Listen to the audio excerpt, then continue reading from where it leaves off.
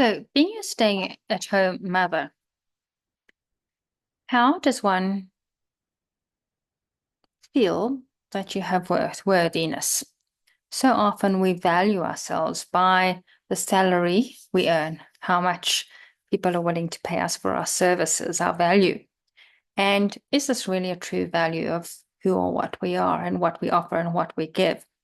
So often mothers or women who have been working corporate jobs or such stop working when they have kids. And although it's becoming far less, most of the women now want to work and not stop working. But when you do, and you just stay at home and look after the kids, often one tends to believe that you're no worthy anymore. You're no longer bringing income. You are staying at home and having fun and not having to go to work, not having to drive somewhere, not having the stress. And yet, no one really actually understands how much stress it is actually looking after children. You don't really have free time. You don't really have time to go for a massage or to go for a pedi or a mani or that kind of thing because you're looking after the kids. And you could possibly believe that because you're not bringing in the income and you're just looking after the kids, that now you can't afford to pay someone to look after the kids so that you can go and have that time away. And why do we as women allow that? Because we're looking after the children, and the children are both the husbands and the wives. And one person is giving up their job and their freedom to look after the kids. And yes, that person might love doing that, but it's still a sacrifice. And a woman should be given a salary by the husband. There should be an allowance for her to be able to do those things for her, to still look after herself, to still feel that she has value and self-worth. And that's self-love, because so often the woman stops doing that. They don't believe that they're bringing in the income, so they don't believe they have that value to be able to do those things to look after themselves. Instead, they just look after the children and they forget about themselves.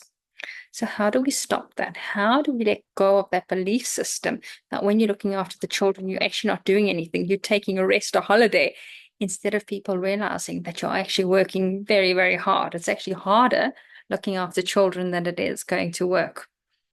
You don't have time for the tea breaks or the coffee breaks.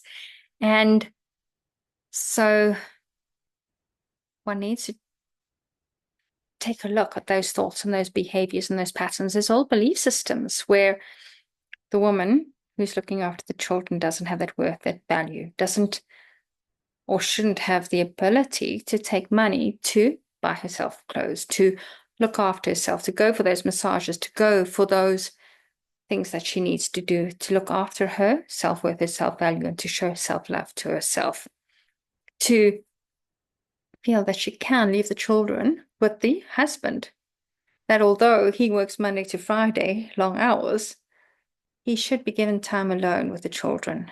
It shouldn't then still be the mother's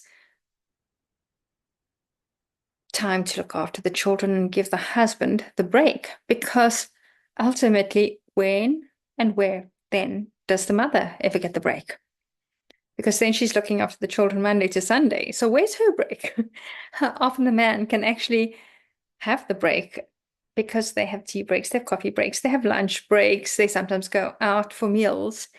And the woman needs to look after herself, show herself that love, and ensure that she gets that me time, that time to show love to herself, that time to value herself, the time to give herself love.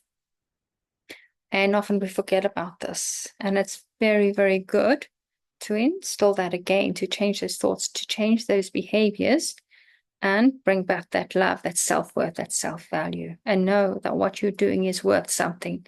It's not worth something. It's very very valuable. And it's important that both the husband and the wife see the value there.